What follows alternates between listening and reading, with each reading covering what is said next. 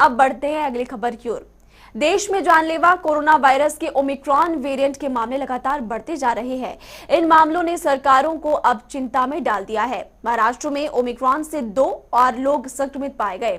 दोनों ने दुबई की यात्रा की थी। दूसरी तरफ दक्षिण अफ्रीका से गुजरात लौटा एक शख्स भी ओमिक्रॉन से संक्रमित पाया गया है।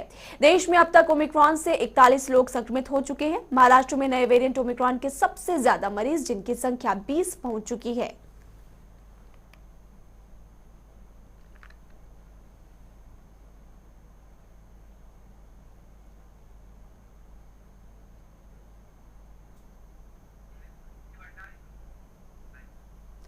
तो ओमिक्रॉन के जो मामले हैं लगातार बढ़ते जा रहे हैं। अब तक देश में ओमिक्रॉन के कुल 41 मामले दर्ज किए जा चुके हैं, जिनमें से महाराष्ट्र में सबसे ज्यादा केसेस है। अंजलि भंडारी मेरी सहयोगी इसी खबर पर ज्यादा जानकारी के लिए फिलहाल न्यूज रूम से लाइव जुड़ी हुई, ज्यादा अपडेट समेत पहुंचाएंगी। अंजलि, अब केसेस जो है लगातार बढ़ते जा रहे। एक समय था जब आंकड़ा 0 था, 10 पहुंचा, 20, 30 और अब 40 को पार कर चुका है। कितनी मुश्किलें बढ़ सकती है और सबसे ज्यादा महाराष्ट्र में केसेस आए, इसके अलावा बाकी जगहों में कहां कितने केसेस?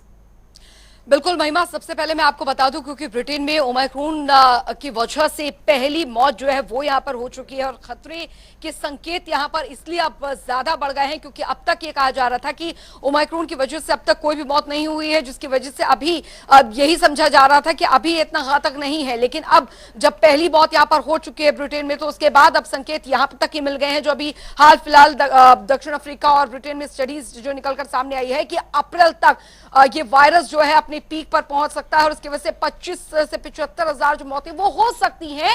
ये एक तरीके का एक स्टडीज में निकलकर सामने आया है। अगर भारत की बात की जाए तो अब जो अपडेटेड इसमें मरीजों की संख्या है वो 41 हो गई है। मैं आपको बता दूं अभी फिलहाल क्योंकि महाराष्ट्र और गुजरात में जो नए केस हैं, आज 3 नए केस जो है वो सामने आए हैं। महाराष्ट्र में 2 और अगर गुजरात में बात की जाए 1 और कुल मिलाकर अगर राजस्थान में 9 हो गए हैं, चंडीगढ़ में 1, दिल्ली में 2, आंध्र प्रदेश में 1, गुजरात में अब 4 हो गए हैं क्योंकि अब तक कल तक के 3 मामले थे, लेकिन आज एक और मामले की पुष्टि हुई है तो यहां पर 1 और बढ़ गया है, 4 हो गए हैं। कर्नाटक में 3 और महाराष्ट्र में अब 20 हो गए क्योंकि 2 और नए मामले सामने आए हैं और केरल में 1। हालांकि सबसे ज्यादा जो मामले हैं वो यहां पर महाराष्ट्र और खासकर हम यहां पर बात की जाए गुजरात और कर्नाटक और तमिलनाडु में भी सामने मामले आ रहे हैं, जिसकी वजह से ये साफ यहां पर हो गया है कि आखिरकार अगर ये जो मामला है वो 50 के ऊपर जाता है तो समझिए कि जो खतरे के संकेत है भारत में भी वो काफी ज्यादा हो सकते हैं। हालांकि अभी गनीमत यह है कि भारत में ओमिक्रॉन वायरस की वजह से किसी की मौत यहां पर अभी नहीं हुई है और खासकर इसके जो लक्षण है वो यहां पर अभी दिखने ज्यादा शुरू नहीं हुए हैं। इस वजह से ये और भी ज्यादा गंभीर इसलिए माना जा रहा है क्योंकि कोरोना संक्रमण की अगर बात की जाए तो उसके सिम्टम्स जो थे वो पहले से साफ थे, जिसकी वजह से इसे डिटेक्ट कर पाना बहुत ही आसान हो गया था। लेकिन अगर बात ओमिक्रॉन वायरस की यहां पर की जाए तो जीनोम सीक्वेंसिंग के जरिए इसको लेकर साफ हो पाता है कि आखिरकार ये जो मरीज है वो ओमिक्रॉन वायरस से संक्रमित है या फिर नहीं। लेकिन अभी फिलहाल चिंता का विषय यही है यहां पर कि जो केसेस है वो लगातार बढ़ते जा रहे हैं और अब ये जो अपडेट आंकड़ा है वो भारत में 41 हो गया है। महिमा जी अंजलि, पहले तो जानकारी मिल रही थी कि ज्यादा जिनकी उम्र है उनको संक्रमण हो रहा था और उनमें ये पुष्टि हुई थी, लेकिन अभी हाल ही में बीते 1-2 दिन पहले भी ये केस सामने आया कि एक बच्चे को भी संक्रमण हुआ था। इसके अलावा चिंताएं यहाँ पर इसलिए भी बढ़ सकती है कि अब एक मौत भी हो चुकी है। बिल्कुल महिमा, क्योंकि जाहिर तौर पर इसकी जो स्प्रेडिंग स्पीड है उसको लेकर भी स्टडीज यहाँ पर चल रही है। कहा यहाँ पर यह भी जा रहा है कि आखिरकार कम्युनिटी स्प्रेड जो है वो इसका कितना बड़ा खतरा जो है वो हो सकता है ओमिक्रॉन को लेकर। लेकिन अब सवाल यहाँ पर यह आ गया है कि भारत में जिस तरीके से नए केसेस मिल रहे हैं उसको लेकर क्या, क्योंकि कोरोना संक्रमण की बात की जाए तो वैक्सीनेशन जो है वो युद्ध स्तर पर चल रहा है और यूं कहें कि बहुत तेजी के साथ चल रहा है। लेकिन चिंता इसलिए भी ज्यादा बड़ी कि ओमिक्रॉन के जो मामले वो उन लोगों में सामने सबसे ज्यादा आ रहे हैं जो कि वैक्सीनेटेड हैं, उनमें भी मामले सामने आ रहे हैं। अब बात यहां पर ब्रिटेन की अगर बात की जाए तो वहां पर बूस्टर डोज की यहां पर बात की जा रही है, खासकर जो 18+ आबादी है उनके लिए बूस्टर डोज की बात यहां पर की जा रही है और उसको सुनिश्चित करने की बात यहां पर की जा रही है। तो जाहिर तौर पर आने वाले समय में भारत में भी इस तरीके से बूस्टर डोज को लेकर जो तैयारियां हैं वो यहां पर की जा रही है। लेकिन अब सवाल यहां पर यह हुआ है कि आखिरकार जो विदेशों से आने वाले लोग हैं उनमें ज्यादातर पर ये केसेस सामने आ रहे हैं, लेकिन अब यहाँ पर स्ट्रॉन्ग स्टेप जो है वो सरकारों को भी यहाँ पर उठाने पड़ेंगे जाहिर तौर पर, क्योंकि अगर कम्युनिटी स्प्रेड अगर ये होता है ओमाइक्रोन वायरस का, तो जाहिर तौर पर भारत के लिए बहुत बड़ी चिंता का विषय हो सकता है, और हो सकता है कि इसकी स्थिति जो है अप्रैल तक ये भारत में भी पीक पर जा सकती है। क्योंकि हम अगर बात की जाए, भले ही अभी केसेस 41 हैं, लेकिन अगर 2019 की बात की जाए, 2019 के साल के अंत की बात की जाए, तो इसी तरीके से कोरोना जो केसेस थे वो इन्हीं महीनों में कम से कम 50-60 तक पहुंच गए थे। ऐसा लग नहीं रहा था कि ये मामले एकाएक बढ़ेंगे, लेकिन जनवरी फरवरी आते ही कोरोना ने ऐसी रफ्तार पकड़ी कि वो आउट ऑफ कंट्रोल हो गया, और पहली वेव और सेकंड वेव में भी हमने देखा कि ये स्थिति एकाएक बढ़ी थी।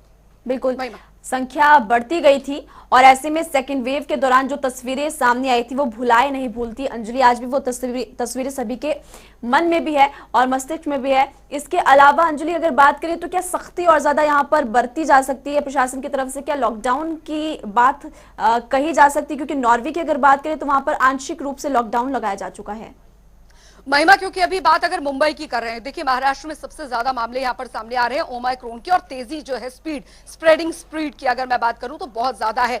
वहां पर अभी हाल फिलहाल में 2 दिन के लिए जो है धारा 144 लागू कर दी गई थी।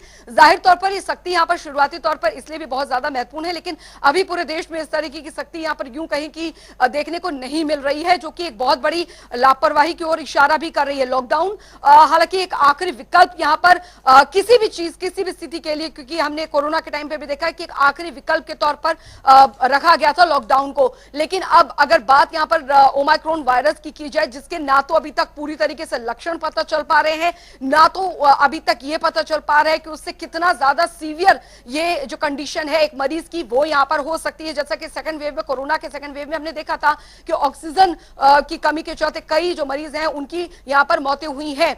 तो अभी सबसे पहली बात यहां पर आती है कि ओमाइक्रोन, क्योंकि कोई भी वायरस अगर म्यूटेट होता है वो बहुत ज्यादा खतरनाक हो जाता है, और यही वजह है कि ओमाइक्रोन वायरस को कोरोना की थर्ड वेरिएंट के तौर पर, संभावित थर्ड वेव के तौर पर देखा जा रहा है। लेकिन तब तक इसके खतरे को भांपा नहीं जा सकता है जब तक इसके पुख्ता तौर पर इसके जो सिम्टम्स हैं और वो नहीं यहां पर पता चल पाते हैं, और आखिरकार ये कितना सीवियर हो सकता है वो नहीं पता चल पाते। लेकिन हाँ, एक बात मैं आपको बता दूं कि हो सकता है अगले साल के फरवरी या मार्च तक हो सकता है कि सरकार इसको लेकर, क्योंकि अगर जैसे ही ये आंकड़े जो हैं 50 के पार या 100 के करीब पहुंचते हैं, तो जाहिर तौर पर हो सकता है कि भविष्य में जो सख्ती है वो यहां पर बढ़ती जाए। लॉकडाउन का नहीं कहा जा सकता, बढ़ती भी जानी चाहिए अंजलि, क्योंकि ये बहुत ज्यादा एक सीरियस इशू भी बन सकता है। जिस तरह से मामले लगातार बढ़ते जा रहे हैं, सीख लेने की जरूरत है, और सबसे बड़ी बात, लोगों को यहाँ पर सावधानी और ज्यादा खुद बरतने की जरूरत है। शुक्रिया अंजलि भंडारी इस तमाम जानकारी के लिए। तो आपको बता दें कि ओमिक्रॉन के जो केसेस हैं वो लगातार बढ़ते जा रहे हैं। ओमिक्रॉन के बारे में ज्यादा स्टडी इस वक्त मौजूद नहीं है, इसलिए इसके बारे में सिम्टम्स के बारे में पता लग पाना मुश्किल है। आपको बता दें, महाराष्ट्र में 20, राजस्थान में 9, कर्नाटक में 3, गुजरात में 4, दिल्ली में 2, जबकि आंध्र प्रदेश, केरल और चंडीगढ़ में एक मामला शामिल है। बता दें आपको कि ओमिक्रॉन बेहद तेजी से फैलता है, इसलिए चिंताएं लगातार बढ़ती जा रही है। शरीर के इम्यून सिस्टम को ये वेरिएंट चकमा दे सकता है। ओमिक्रॉन की संक्रमण दर डेल्टा से भी ज्यादा है।